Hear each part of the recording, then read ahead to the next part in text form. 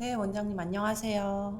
네, 안녕하세요. 네, 오늘 원장님이 정신과 관련해서 시청자분들께 소개해드리고 싶은 외국 언어 의사 선생님이 있다고 들었습니다. 어떤 분이시죠? 네, 제가 오늘 소개해 드릴 분은 이제 이름은 가보르 마테라고 하는 이제 헝가리 출생의 이제 캐나다에서 주로 활동을 하셨던 의사 선생님인데요. 이분은 정신과 관련 얘기를 많이 하시는 분이긴 한데 정신과 전공은 아니시긴 해요. 가정의학과를 전공을 하시고 이제 캐나다 쪽에서 활동을 하셨던 분인데 활동하신 주 영역이 이런 중독 센터라든지 이런 데서 되게 오래 일을 많이 하셨었고 요즘에는 뭐 중독 관련된 얘기도 많이 해주시고 또 트라우마 관련된 부분에 있어서 되게 책도 많이 쓰시고 이야기도 많이 하고 하는 분이어가지고 주목도 많이 받고 계시고 지금은 이제 연세가 아마 80 거의 가까이 되셨거나 넘었거나 뭐 둘 중 하나여가지고 저도 진료실에 있는 그 ADHD 관련 책이 거의 한 25년 전에 쓰신 책으로 제가 알고 있어요. 그래서 그 살아오시면서 뭐 한 7, 8권 책을 계속 써내신 걸로 알고 있고 네, 한국에도 번역되어 있습니다. 네.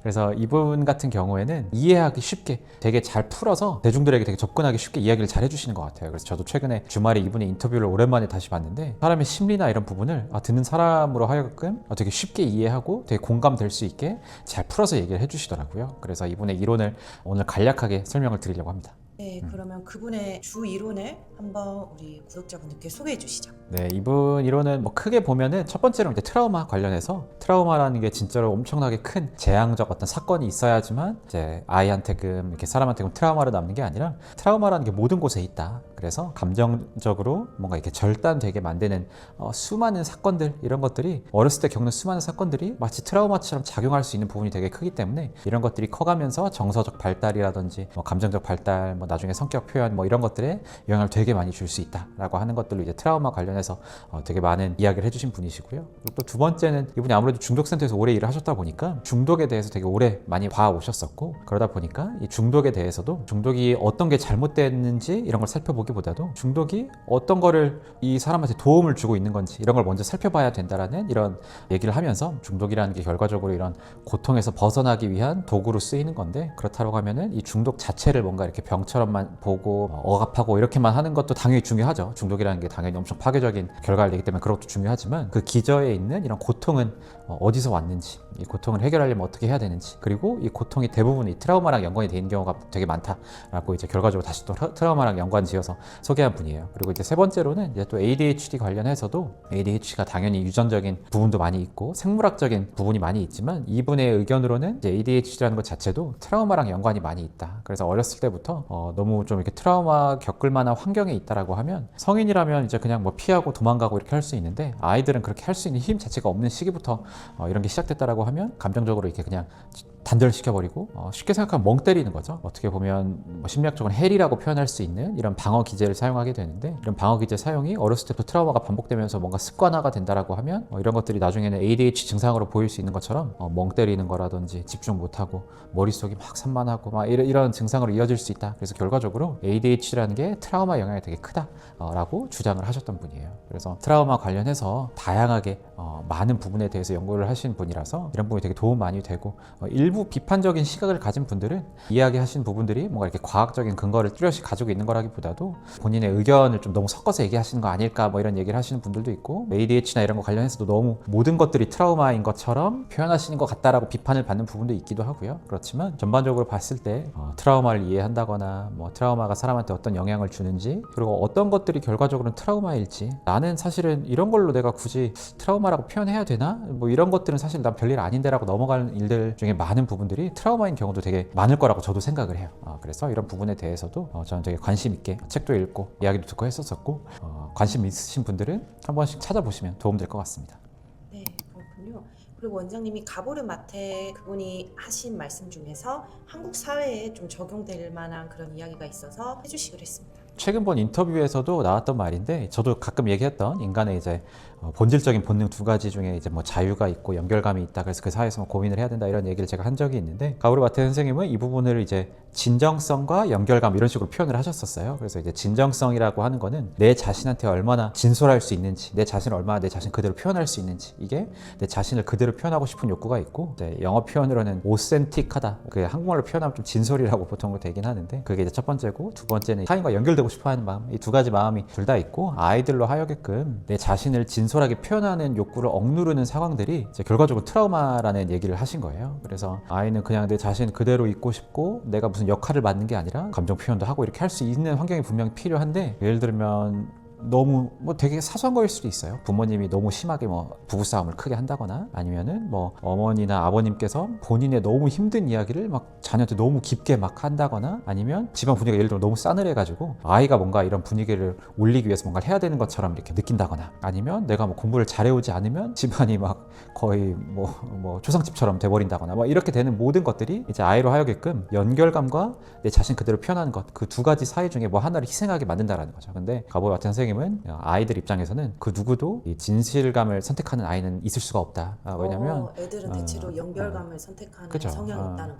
그죠. 성향이 있다라기보다 그럴 수밖에 없다는 거죠. 생존을 위해서 이제 가족이 없으면 아이는 살 수가 없는 존재이기 때문에, 뭐 성인이라면은 가족 마음에 안 들면 잠깐 뭐 독립해도 되고 큰일 나진 않을 수도 있는데, 아이들은 뭐 어렸을 때는 당연히 부모님이 너무 필요하고 하기 때문에 이런 두 가지 선택을 해야 되는 상황에 놓이면 어쩔 수 없이 가족과 연결된 걸 선택을 하고 내 자신을 쉽게 말하면 이렇게 좀 억누르게 될 수밖에 없다라는 거죠. 그런 것들이 이제 나중에 감정적으로 되게 여러 가지 결과들을 초래한다. 좋지 않은 결과들이죠. 이런 것들이 이제 이분은 시각 자체가 어떻게 보면은 캐나다에 주로 활동을 하셨기 때문에 비교적 우리가 생각하기에는 좀 더 자유로운 문화인 나라에서 이런 시각을 제시하신 거라서, 제가 느끼기로는 좀 더 이런 동양권 문화, 한국이라든지 가족 중심 문화, 사회 중심 문화, 사회 일원으로서 이렇게 해야 된다는 게 좀 더 한국 같은 경우는 인종도 딱 하나고 뭔가 이렇게 좀 단일화돼 있기 때문에 이런 부분에서는 더 심하면 심했지 당연히 약하진 않지 않을까, 이런 생각이 저는 그 영상 보면서 들었었습니다. 가보르 마트 선생님도 한국에 대해서 얘기한 건 아닌데, 아이가 자신을 억누르게 되는 것들이 뭐 세 가지에서 일어날 수 있다. 첫 번째는 가족 내에서 방금 얘기했던 예시들로 일어날 수 있고, 두 번째 또 학교를 가면 또 학교에서조차 너무 그냥 성취만 중시하는, 뭐 나라는 사람을 진짜 봐주는 게 아니라 너가 어떤 결과를 내는지, 너가 어떤 활동을 하는지, 이런 걸로만 이제 너의 정체성이 형성되기 때문에 뭐 내 자신은 중요하지 않구나, 결과적으로 내가 얼마나 뭐 공부를 잘하는지 뭐 이런 게 중요한 거구나, 뭐 이런 식으로 해서 또 억누르게 되고, 이제 세 번째로 이제 사회에서도 뭐 이런 사람이어야 된다, 뭐 이런 일을 해야 된다, 이런 걸 하면 안 된다, 뭐 이런 것들이 너무 있다 보면 또 내 자신을 억누르게 되는 부분이 생길 수 있다, 이런 얘기를 이제 그 인터뷰에서 하셨었는데, 이 모든 것들이 한국에서도 똑같이 제가 느끼기로는 좀 더 크게 적용될 수 있지 않나라는 생각을 했던 것 같습니다. 네, 그렇군요. 그럼 가보르 마테 선생님은 나 자신과 단절된 시간을 겪은 어린 시절, 아니면 그런 트라우마를 계속 가지고 있는 성인은 그럼 그 단절됨을 어떻게 회복해야 된다고 하시나요? 가보르 마테 선생님도 이거에 대해서 우선 인지하는 게 우선은 제일 중요하다. 왜냐면 이런 트라우마들이 나한테 남아있다라고 하면 무의식적으로 내 행동에 영향 주는 것들이 되게 많고, 또 이제 부모가 되면 그런 무의식적으로 내가 하던 것들이 다 아이들한테 이렇게 다 똑같이 가기 때문에 결과적으로 트라우마의 되물림이 되는 경우가 되게 많아가지고, 이런 것들을 내가 내 선에서 멈추고 싶다라고 하면, 내 아이한테 물려주고 싶지 않다라고 하면, 이런 것들에서 내가 인지를 하고 내 행동에 이런 식으로 영향을 줄 수 있겠구나, 내 감정 표현에 이런 식으로 영향을 줄 수 있겠구나, 아니면 내 환경이 나한테 이렇게 영향을 줬었구나라는 걸 인지를 해서 아이들한테도 이제 좀 물려주지 않게 하고, 나도 이런 것들에 있어서 인지를 하는 것들 자체가 우선 이런 것들에 되게 해결을 많이 도움될 수 있다라고 얘기를 하시는 편이세요. 그럼 마지막으로 진짜 나 자신으로 있으려고 하는 그 본능과 연결감을 맺으려고 하는 그 본능 사이에서 또 한국 관련된 예시가 조금 가족, 결혼 이런 것도 있겠어요.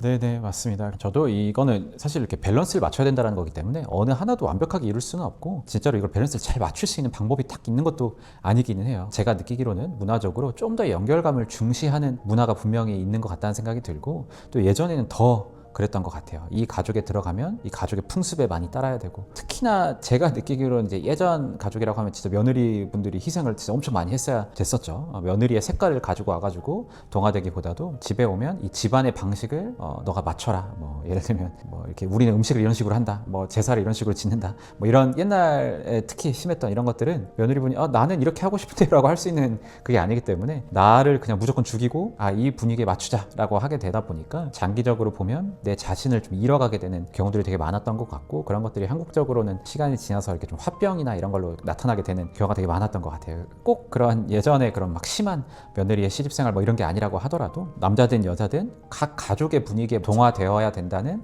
이런 느낌이 저는 한국엔 조금 더 있지 않나. 나 자신을 그대로 뭔가 이렇게 표현하고 하는 것보다도 이 가족 분위기에 맞춰야 된다, 저 가족 분위기에 맞춰야 된다, 뭐 이런 것들이 있을 수 있다 보니까 거기에서 밸런스 맞추는 게 좀 더 어려운 경우들이 많을 수 있겠다라는 생각이 드는 것 같아요. 그래서 내 자신을 억누르고 연결감을 좀 늘리던지, 아니면 내 자신을 늘리려면 어쩔 수 없이 연결감이 조금 줄 수밖에 없는 이 사이에서 이거는 뭐 맞다 틀리다는 있을 수는 없는 것 같고요. 근데 너무 한쪽으로 극단적으로 되다 보면 너무 고립되는 생활을 하게 되거나, 아니면 반대로 내 자신을 잃어버리는 생활을 하게 되거나, 이런 결과가 될 수도 있을 것 같습니다. 그럼 진짜 마지막으로 결국에 정신과 치료의 목표라고 해야 될까요? 긍정적인 결과 중에는 결국 나 자신의 상실했던 자아를 회복하는 것도 되게 중요한 목표 중에 하나라고 볼 수 있을까요? 그렇죠. 되게 중요한 목표 중 하나가 어쨌든 이렇던 자아를 찾아가는 건데, 이런 것들이 대부분의 경우에는 혼자서 내가 이걸 뭐 인지하고 찾아간다고 되기가 되게 어려워요. 결과적으로는 이런 것들이 이제 관계 속에서 좀 찾아가야 되는 경우가 되게 많다고 저는 항상 느끼는 것 같습니다. 어렸을 때부터 이렇게 뭔가 억압되는 환경에서 자랐다, 아니면 이런 분위기가 있었다라고 했을 때 물론 내가 내 자신을 위해 이렇게 보면 이해해주는 역할도 해주고, 내가 내 자신을 이해해주고 보듬어주고 껴안아주고 하는, 심리적으로 이런 역할을 해주는 것도 물론 중요하기도 한데, 제가 느끼기로 이제 앞으로 살아가면서 새로운 관계들을 통해서 새로운 경험들을 내가 쌓아가고 하는 것들이 결과적으로는 또 되게 치료적인 효과를 가지지 않나 항상 저는 생각을 합니다. 네, 역설적이게도 나 자신의 자아를 회복하는 것이 나 혼자만 되는 게 아니라 사실 관계 속에서, 사회 속에서 이루어진다는 말씀이시군요. 네, 맞습니다. 오늘은 이제 가보르 마테라는 선생님에 대해서 잠깐 소개하는 영상을 가져봤는데요. 트라우마, 뭐 ADHD, 아니면 중독, 이런 이론들에 대해서 많이 소개한 분인 만큼 관심 있으신 분들한테 도움됐으면 좋겠습니다. 네, 한동안 영상 찍을 계획이 참 많이 있습니다. 그래서 다양한 콘텐츠 준비해 보도록 하겠습니다. 네, 감사합니다. 네.